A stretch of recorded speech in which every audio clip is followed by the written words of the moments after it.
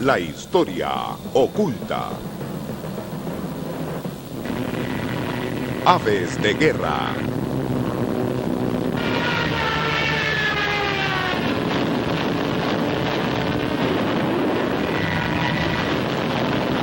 En la Segunda Guerra Mundial, el combate aéreo adquirió mayor relevancia. Cazas y bombarderos se enfrentaron sobre las ciudades más importantes. Los soldados y sus líneas de suministro eran atacados desde el aire. Los civiles también se convirtieron en objetivos. Ninguna batalla terrestre o marítima era librada sin la lucha por el dominio de los cielos.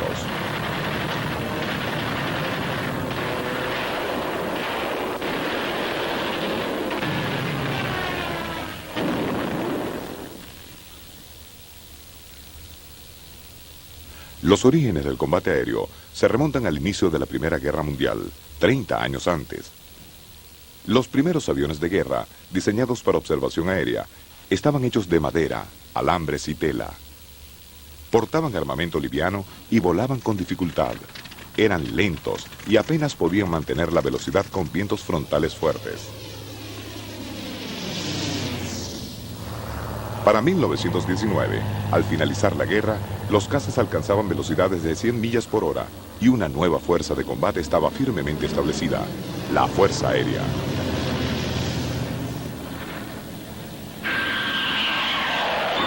Para 1944, todos los aviones de metal volaban a más de 450 millas por hora, velocidad suficiente para interceptar los primeros misiles balísticos, las bombas voladoras alemanas V-1. Un año después, un avión lanzó la bomba nuclear que devastaría una ciudad entera. La era nuclear había llegado por aire.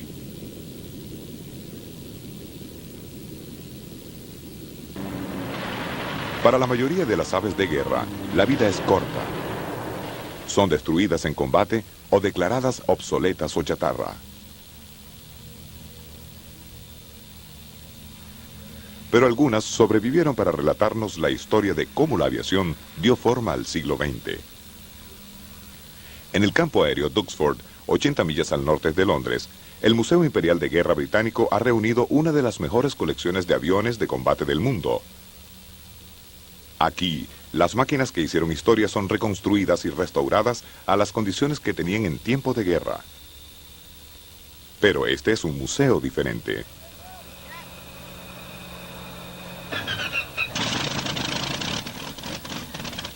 Duxford también es una base aérea activa. Aquí la historia cobra vida.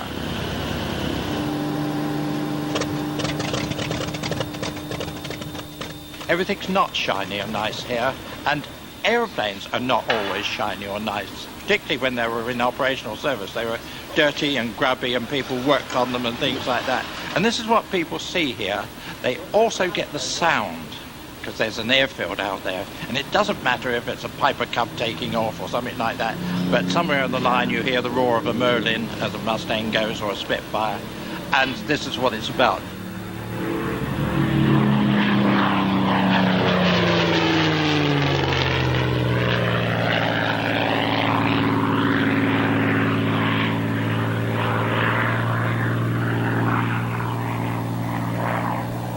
Whether we like it or not, the fact is that the human being has in his makeup a certain amount of violence, and if we're crafty, we should learn about the dangers that our violence can lead us into. I think people can learn a lot in years to come about war by visiting this museum. As well as that, one has to admit that the machines of war are fascinating. The thought, the design, the workmanship that has gone into a lot of these machines is interesting if you think of them not as a machine of war, but as an outstanding human creation.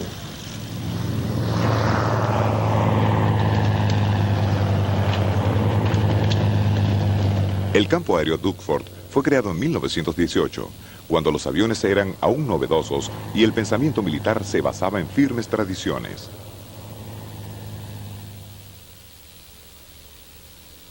En Duxford, los hangares originales aún están en pie, pero solo quedan algunos de los frágiles aviones de la Primera Guerra Mundial. De 4.000 naves aéreas construidas en este estilo, Apenas estas dos sobreviven. La cabina no contaba con protección contra el ataque del enemigo ni contra los elementos. Su diseño se basaba en el de una cometa, con un marco de madera forrado con el mejor lino irlandés, ajustado con alambres de acero.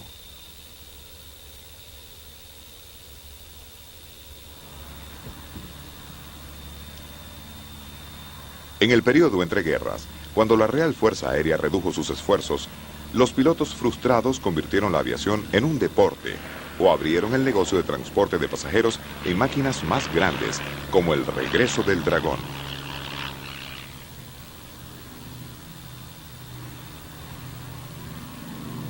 Esta fue la era del biplano. En la década de los 30, aún se utilizaba madera y tela para construir aviones. El diseño de aviones de guerra estaba rezagado. Volar era principalmente una diversión. Pero algunos tenían otras intenciones. Después de su elección como canciller, Adolfo Hitler hablaba de rearmar a Alemania. Su fuerza aérea, la Luftwaffe, fue su arma clave para su Blitzkrieg, un ataque relámpago fundamentado en la velocidad y la sorpresa. Rápidamente, los biplanos fueron sustituidos por modernos monoplanos construidos totalmente en metal, como los bombarderos Junkers 87, Stuttgart y el caza Messerschmitt 109. Gran Bretaña enfrentó la inminencia de la guerra y la posibilidad de que ésta pudiera decidirse en el aire. Documentales informativos del gobierno trataban de preparar al público. Nadie en nuestro país desea la guerra. Si la guerra sobreviene, no descansaremos hasta que el agresor sea vencido. Hay cosas que usted puede y deberá hacer de inmediato. Si se le suministra un refugio de acero y no lo ha armado, debe hacerlo ahora. Esta advertencia puede ser tardía. Así que prepárese ahora. El bombardero era visto como la mayor amenaza. Los refugios de acero eran facilitados a los afortunados que tuvieran jardín. El resto tenía que buscarse un sitio en los refugios públicos. No se alarme. Conserve el valor. Gran Bretaña es una nación preparada. Las palabras eran alentadoras, mas no los hechos. Cuando la guerra sobrevino, el espacio británico dependía de 4 defensas claves. Una cadena de estaciones de radares para advertir cualquier ataque aéreo. El motor aéreo Merlin del Rolls-Royce y los 2 prominentes cazas equipados con Merlin, el Hawker Hurricane y el Supermarine Spitfire.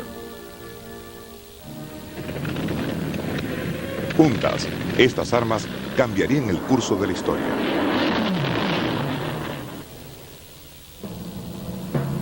Aves de guerra. Aves de guerra. En la batalla de Gran Bretaña, el Spitfire cautivó la imaginación del público, pero el Hurricane tuvo la participación clave. Era el monoplaza de caza más aerodinámico y entró en servicio en diciembre de 1937. El Hurricane fue dotado con armamento pesado, con 4 piezas de artillería en cada ala. Se construyeron 14.000 y solo algunos sobrevivieron.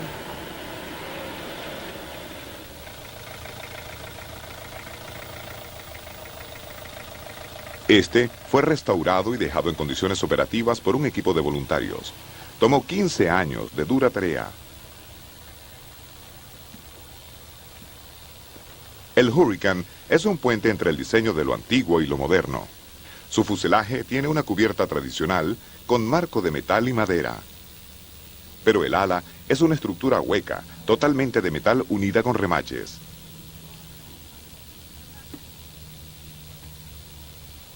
Hoy, el Hurricane de Dogford hace su primer vuelo público. The engineering that went into this aircraft was pretty antiquated and very simple.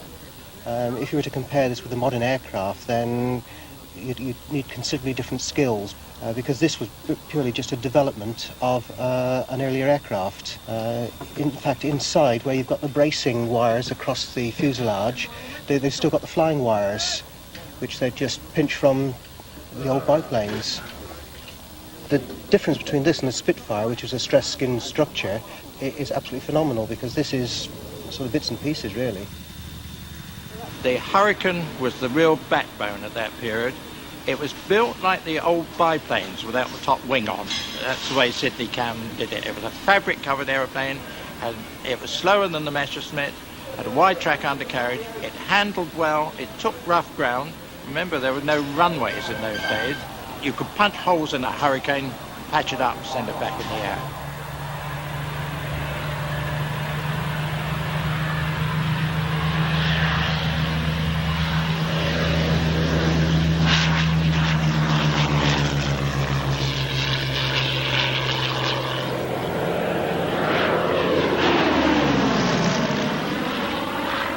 El Hurricane era rápido y de fácil construcción en un momento en que la velocidad de producción era vital. Tardaba mucho más construir al Spitfire. Todo en metal. El Hurricane nunca alcanzó la fama del Spitfire, pero sirvió durante toda la guerra. Y en la batalla de Gran Bretaña derribó más aeronaves enemigas que todas las otras defensas juntas.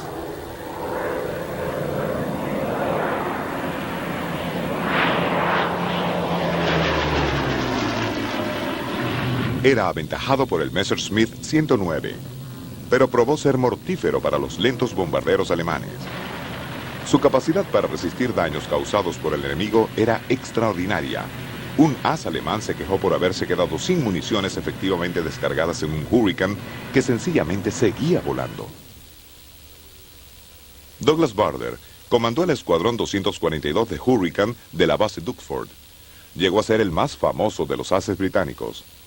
Bader había perdido ambas piernas en un accidente aéreo de guerra. Su determinación para volar nuevamente a pesar de sus piernas artificiales y su destreza de combate fue inspiración de los pilotos de caza jóvenes de la Real Fuerza Aérea y para el público británico. En los días más oscuros de la guerra, cuando las fuerzas británicas fueron expulsadas de Francia y la invasión alemana parecía muy cerca, el piloto de caza se convirtió en un símbolo de la resistencia británica. Desde la sala de control de cazas de Dukeford, los pilotos recibían instrucciones para interceptar las formaciones alemanas. This is the original operations room at Duxford, which came into its own in the Battle of Britain, and it was used to control the fighters based at Duxford and in the immediate vicinity during the height of the Battle of Britain. This is operations. Air raid warning. All personnel not engaged on operational duties take cover. Take cover. We had a series of publicity photographs taken in here just after the Battle of Britain to base it on. The whole thing is a recreation. There are a number of original objects in here which we've retrieved from other places, equipment, telephone equipment, but quite a lot of it is reconstruction. I mean, it is very, very accurate.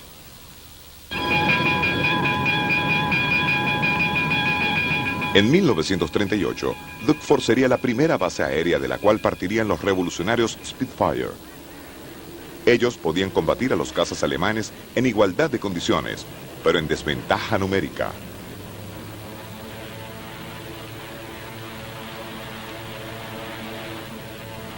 Los cazas británicos operaban en escuadrones de 12 naves. Douglas Bader vio que el grupo de escuadrones, conocido como la Gran Ala, conducía ataques más efectivos contra las oleadas de bombarderos alemanes. Bajo su comando, la Gran Ala de Dukeford, un grupo de 60 Spitfires y Hurricane en 5 escuadrones burló los radares alemanes, infligiendo cuantiosas pérdidas.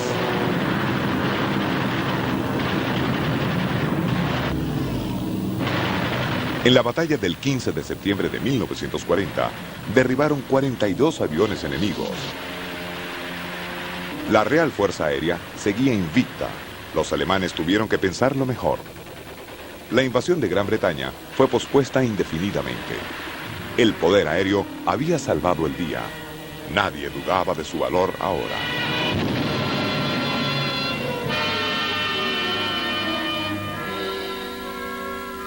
Ese día ganamos una batalla que allanó el camino para todas las victorias venideras.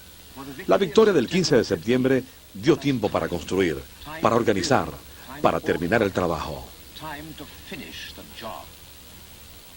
Durante la batalla de Gran Bretaña, gente que no sabía nada de aviación supo que la nación había sobrevivido gracias a estos artefactos. Winston Churchill dijo sobre los pilotos de aviones caza: nunca en el terreno de los conflictos humanos tantos le debieron tanto a tan pocos. Se convirtieron en héroes nacionales. Todos los colegiales querían enrolarse. Dugford celebraba el 60º aniversario del Spitfire con 21 ejemplares en exhibición, más 3 Hurricanes. La colección más grande desde la guerra. Hoy, los aficionados de los Spitfire se sienten vinculados con los pilotos de entonces. Comparten las sensaciones, si no el peligro, de volar estas leyendas de la guerra en el aire. Hemos visto películas de aeródromos en las que mecánicos y pilotos actúan con prisa y determinación, pero no hemos estado en la mente del que vuela, ni compartido las sensaciones de estar en el aire y entrar en combate. When things start hitting your aircraft and spluttering and you can smell cordite, I think it really gets to a stage where it's the coolest man and the most experienced tactician that wins. But it's ultimate gladiatorial stuff. And I have yet to meet a single fighter pilot of the war on either side who actually didn't in some gaudy way enjoy himself.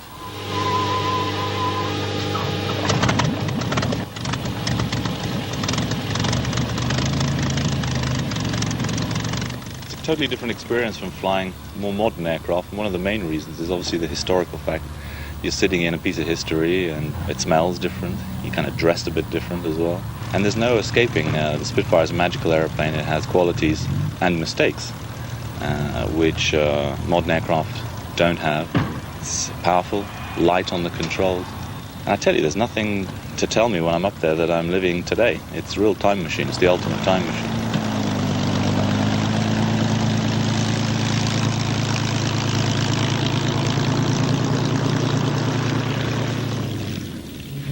Ahora despega, totalmente hacia adelante, dirección al centro. In the war, they were just trying to create the ultimate weapons platform. And so they had far less regard to survivability. And in fact, many young pilots succumbed to dramatic takeoff and landing accidents and so on.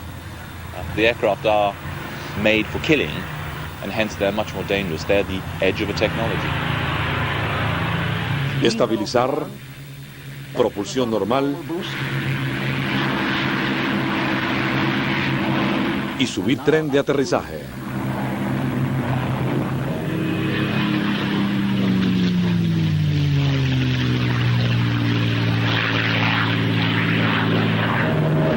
El líder se cerciorará de que el resto de su sección lo acompaña.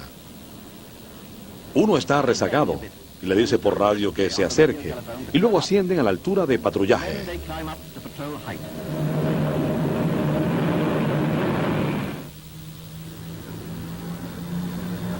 It does rumble a lot in the cockpit, and it shakes and it vibrates at high power. And the aircraft at above 2,800 RPM will start shuddering and speaking to you. And the smoke gets more intense out of the exhausts. And that's when the smells and the sound start really talking a different way. And the Spitfire is unique in that sense. You don't get it in a Mustang or in a Hellcat. It really is a very live feeling. And of course, you're sitting behind the engine very, very close, underneath the fuel tank. It's literally sitting on your lap. So it's all very exciting. The more you get to know the Spitfire, the more you get to love all the defects and the problems. It's like a friend who's got some trait of character which is, at first sight, a little bit disturbing. But after a while, it becomes part of their personality, and you like it. In fact, you miss it sometimes.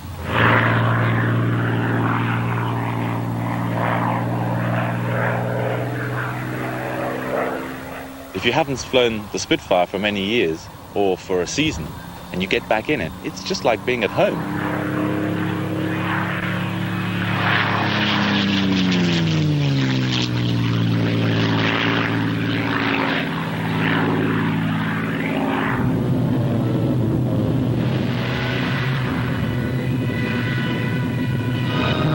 El archirrival del Spitfire era el Messerschmitt 109. Se construyeron más del doble, más de 33.000. Sin embargo, quedan muy pocos. Este fue capturado por los británicos en el norte de África en 1942. Aún en condiciones originales, es propiedad de la RFA, pero se conserva en Dukeford, donde se le ha restaurado a condiciones de vuelo. It's a complicated machine and requires that we check many things on it for it to work properly, because it's going to fly. It's not just taxiing around on the ground. It's got to fly, and it's got to be serviceable and function correctly, because somebody's life depends on it. There might be a parachute in the cockpit, but it's very unlikely that the pilot will have a chance to use it. The German stuff is very little known. We know a little bit, and we've tried hard to have this aeroplane as original, authentic as possible. The ex-Luftwaffe guys that will come and see the airplane, usually they're reduced to tears. Those that can get in the cockpit as well, particularly because it's so authentic. These days they're all getting old and emotional, and we like to show them that somebody's interested in that piece of history. The war does have a bad taste for many people. It does in this country. We've had one or two people express disquiet about this aeroplane being so carefully looked after, but it's very rare. There are a lot of other wartime Allied aircraft around that are very carefully looked after as well, but that doesn't stop us having an interest in equipment from everybody, does it? It's a piece of history, and we're lucky that it still works.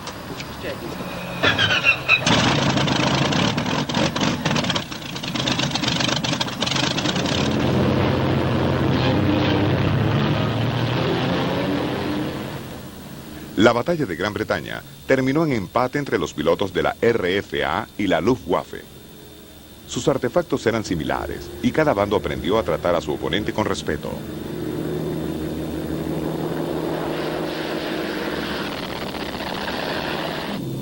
Pero nuevos y pesados jugadores entrarían al campo de juego.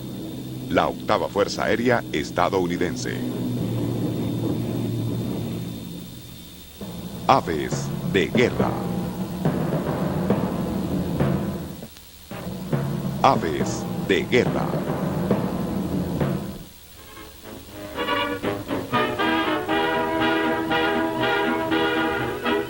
En diciembre de 1941, Estados Unidos se alió a los británicos en la guerra contra Alemania.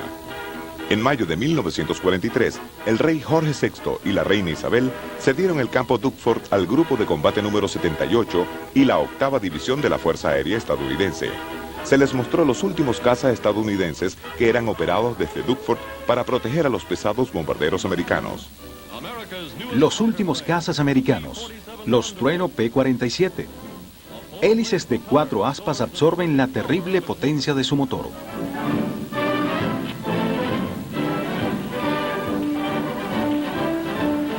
Miles de cartuchos de municiones se almacenan en las alas. Su nombre es Trueno y como un trueno su poder.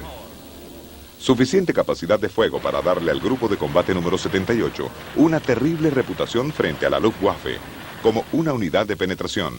Sus ataques fueron filmados por cámaras colocados cerca de sus armas.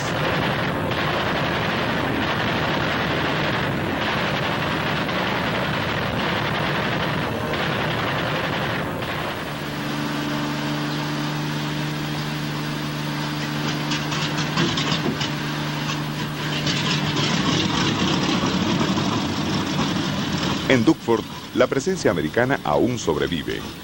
Hoy el museo hospeda la más grande colección de aviones de combates americanos fuera de los Estados Unidos. Este Trueno fue restaurado para representar el avión del Grupo 78 de combate y porta el distintivo a cuadros blancos y negros en la nariz. Se mantiene en condiciones de vuelo gracias a los Fighter Collectionists, uno de los grupos independientes de Dukeford.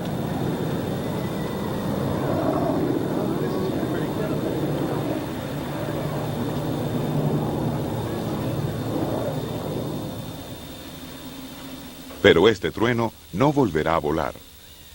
Fue traído al museo después de estrellarse durante el aterrizaje y llegó sin muchas piezas.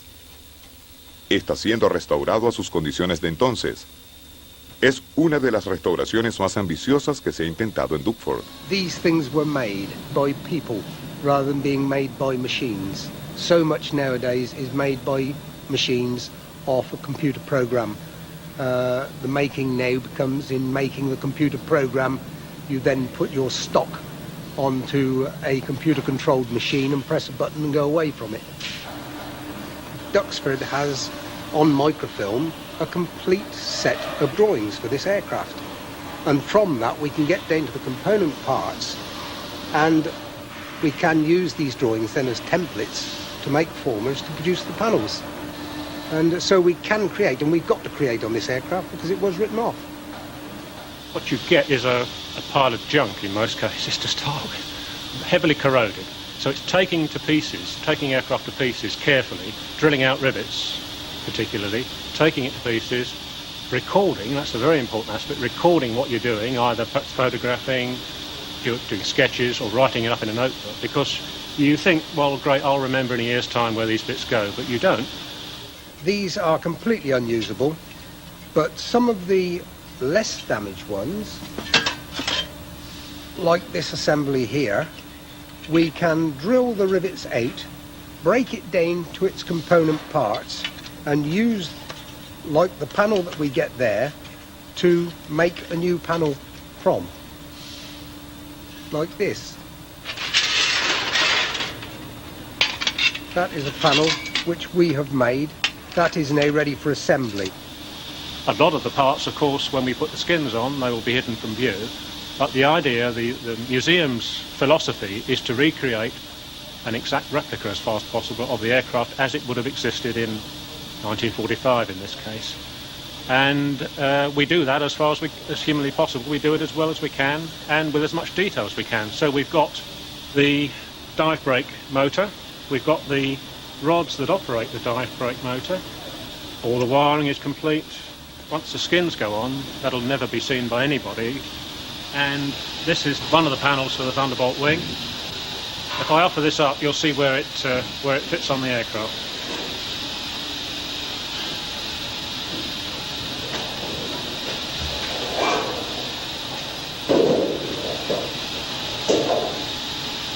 So that basically goes there.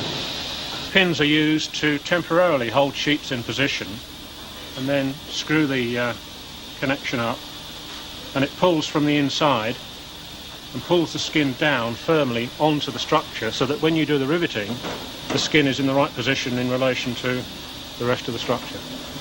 Aluminium isn't that strong as a neat material, but built into a structure like this, it stiffens it up no end, and then you put the skins on and rivet it on, you get a much better, much stronger structure. And when you think about these two wings between them, holding up about 10 tons of aircraft. It is very well engineered. There were a lot of these aircraft made, a lot. 6,000, I believe, or more, of which very few survive today.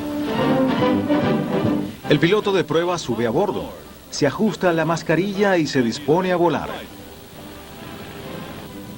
Las ruedas comienzan a replegarse apenas se despegan de la pista.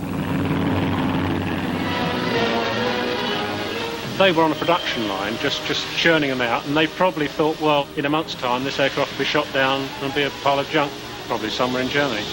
We want it to last 50 years, perhaps, rather than a month or two, as it would have done then. In fact, a little while ago, an American introduced himself, and he said he flew Thunderbolts. And I said, oh, matter of interest, where from? Oh, he said, here. He said, I've been in this hangar no end of times. He said, you know, with my mechanics. And this was 50 years, and it's, you know, that was great. And he was absolutely bowled over by what we're doing here. And he had a really close look at the aircraft, because he knew it all inside out and backwards almost. But he said, oh yes, I've been in here many times, which was great for me. 50 years ago, he was putting his life on the line every day, flying from here. La misión de los cazas era proteger a los bombarderos americanos en sus incursiones diarias a la luz del día en el territorio enemigo, pero el alcance del trueno era limitado por su alto consumo de combustible. En diciembre de 1944, el Mustang P-51 sustituyó al trueno en Dugford.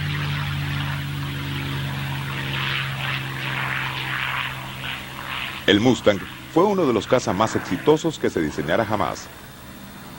Más rápido, liviano y con un consumo de combustible casi 2 veces más eficiente que el trueno, podía aventajar a los cazas alemanes y proteger a los pesados bombarderos en el viaje hasta sus objetivos, bien adentrados en el territorio alemán.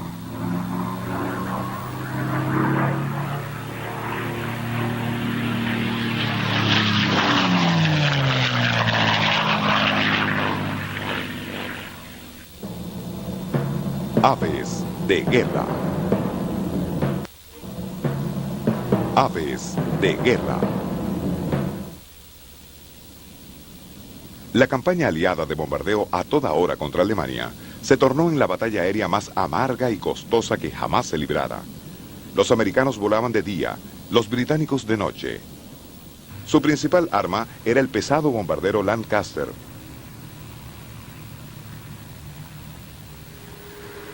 Este es el Lancaster de Dukeford, uno de los 11 sobrevivientes de más de 7.000 que se construyeron. Llegó al museo por piezas. Ahora, en condiciones operativas. Durante la guerra, estos bombarderos de largo alcance devastaron ciudades alemanas con poderosos explosivos o dejando caer bombas incendiarias. La batalla de Hamburgo se libró entre el 24 de julio y el 3 de agosto. Los bombarderos británicos pudieron lanzar bombas noche a noche con una precisión de 200 a 300 yardas. Esto se logró y se controló mediante señales de haz desde Inglaterra. En 1943, los Lancaster bombardearon Hamburgo, ayudando a formar la tormenta de fuego que destruyó la mitad de la ciudad y mató a más de 40.000 personas. Los Lancaster nunca hicieron las cosas a medias. En su gigantesca bahía de bombas podía transportar hasta 10 toneladas. Los Lancaster lanzaron un total de más de 600.000 toneladas de bomba. Pero el costo fue alto. 3.345 se perdieron en las operaciones.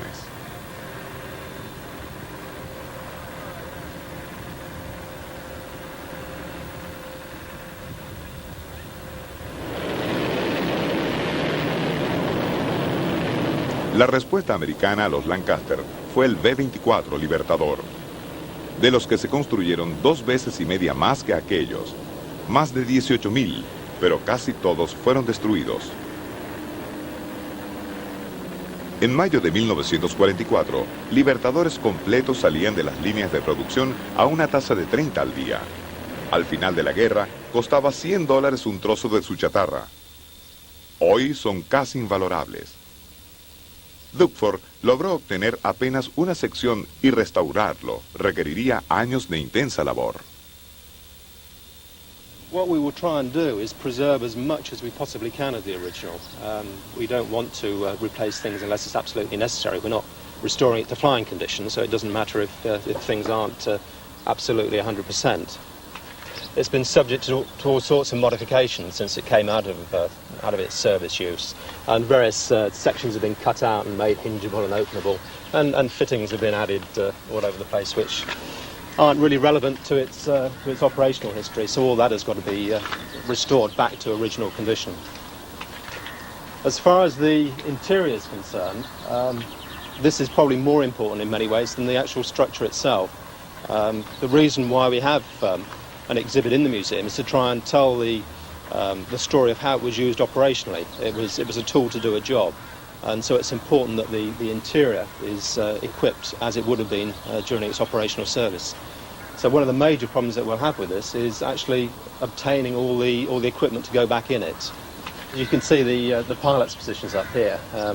They're going to take a tremendous amount of sorting out. And, well, we're talking about several years to restore this back to an acceptable exhibit.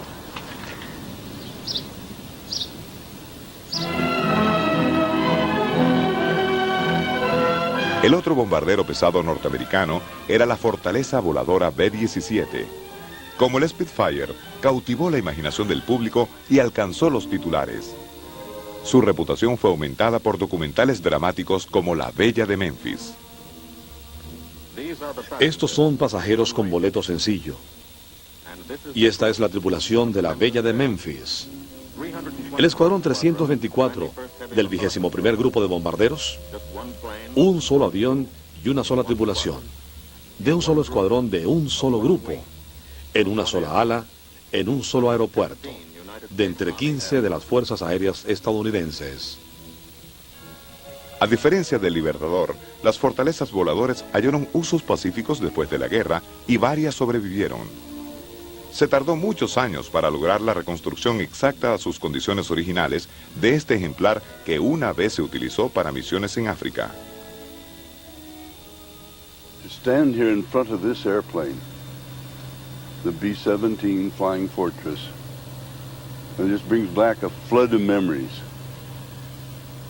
of how the great armada, the B-17s and the V-24s, that did all the daylight bombing of Europe, and then the RAF took on the night job, and we did basically bring Germany to its knees through these giant aircraft. This airplane is a marvelous airplane. Of course, the nose guns were part of why it was called the Flying Fortress, of just guns shooting in every direction. But the real thing that made this airplane great was the superchargers. It would pump the extra oxygen to the engine to allow it to fly above most of the flak coming up from the German flak guns. But not all of it.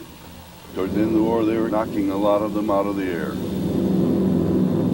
Los primeros disparos parecían inofensivas manchas de humo negro que explotaban por sí solas en el cielo, a distancias exactas, precisas vía radio.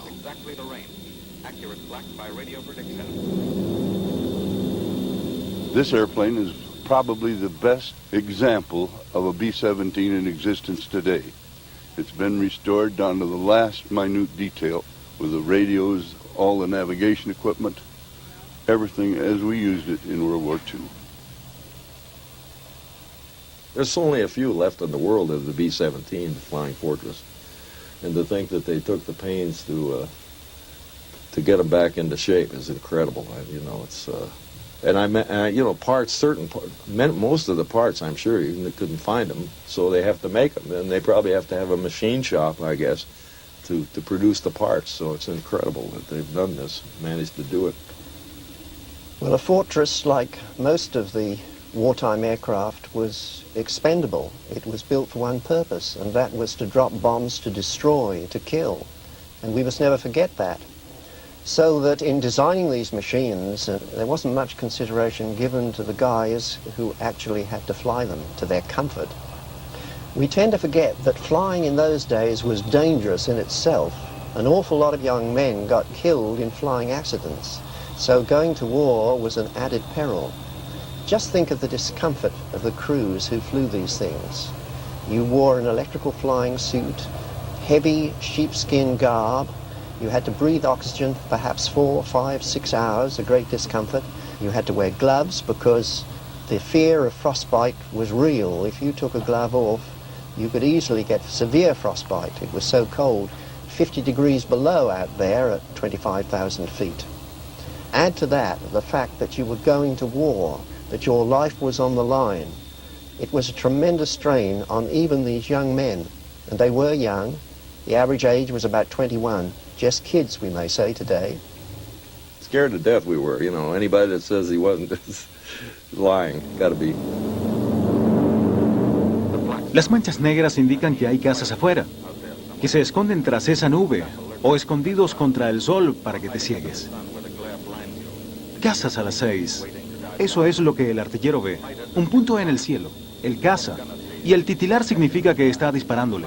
300 ráfagas por minuto.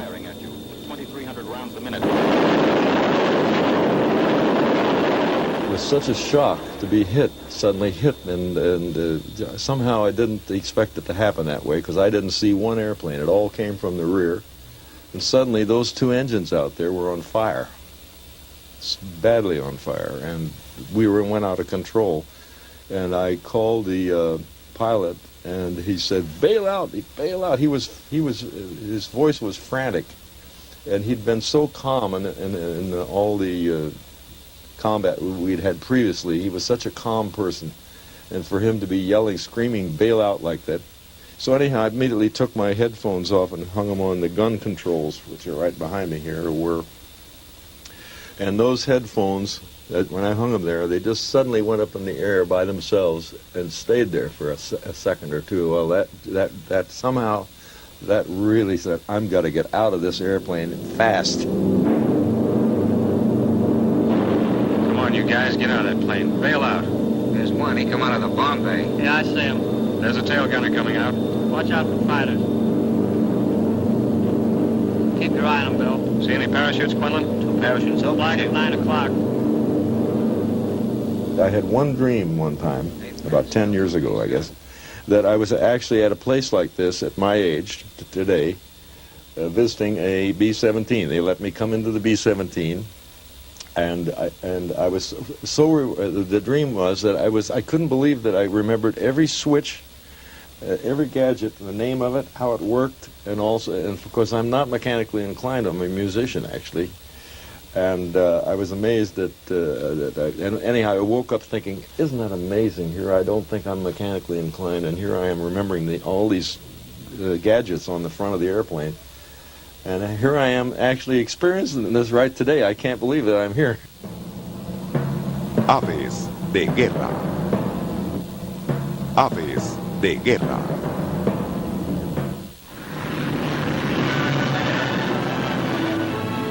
Las ruedas de la Bella de Memphis vuelven al suelo inglés por 25ª vez.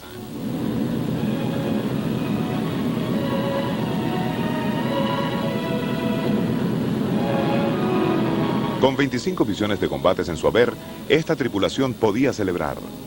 Ahora podían volver a casa. Era común ver a la fortaleza voladora en los cielos del sur de Gran Bretaña. Ahora Dukeford alberga la única fortaleza en Inglaterra, la Sally B. Es operada por preservación del B-17. When it came over here, it had just been converted for civil use, and it was completely empty, really. So we thought, well, it was something to do. Nice to get it back looking like a bomber. You've got to be able to use tools and stuff and say, right, this, and think out problems, because you get a lot of problems. You just got to sit down, get the manuals out, and say, right, where do we go from here? Just trips down to old airfields and talk to farmers and that, and they let you go digging in their fields. And most of the machine gun mounts we've got on the plane have been dug up out of the ground from when they left, when the Americans left. Restored them, cleaned them up, and put them inside. Para mantener en el aire este bombardero pesado de 50 años, la tripulación de tierra ha aprendido a improvisar, pero la seguridad siempre es primero. Okay, close the gills. Okay, lovely. You all suffered the same sort of problems. All the other organisations with old aeroplane all had the similar sort of problems, but we all get by and we all help each other out. There's no lay-bys in the sky. You can't say, oh, we've got a problem here, we pull up and have a look. I mean, once you're up there, you're up there. You've got to be satisfied in your own mind and be confident enough that you're going to get to the other end.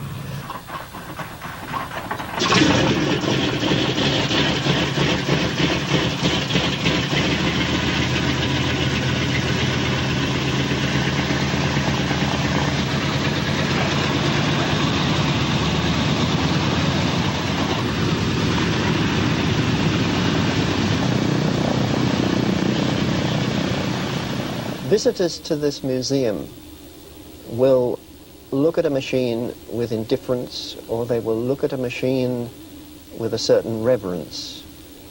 And it really depends on what they know about the circumstances of its use. When I come along and I look at a B-17, it really turns me, because it takes me back to the youth and the scenes that I saw then, hundreds of these aircraft going to war, taking off, crashing, what have you. So I have a special reason to be moved by the sight of this aircraft.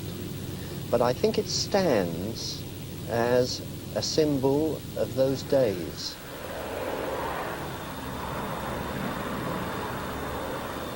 During the Second World War, BBC news broadcasts talked about 1,000 fortresses or liberators or Lancasters bombing Germany today. They never talked about 20,000 young men who were flying those machines going to war. The airplane had come to symbolize the Air Force and the young men of that Air Force. Con el fin de la guerra en Europa, en mayo de 1945, los aviadores norteamericanos regresaron a casa. Dukeford volvió a manos de la RFA. Se convirtió en museo en 1977. Ahora se está construyendo un nuevo edificio, el Museo Aéreo Norteamericano, de $17 millones para albergar la colección norteamericana del Museo Imperial de Guerra. The American presence in this part of England in World War II was huge. 500,000 American airmen passed through East Anglia. Duxford was one of 100 bases. Here they were flying P-47 and P-51 fighters. They were escorting the bombers in the strategic bombing offensive. They were attacking the Luftwaffe. They were playing a key role in achieving Allied victory in World War II. And that's the story that this building is telling.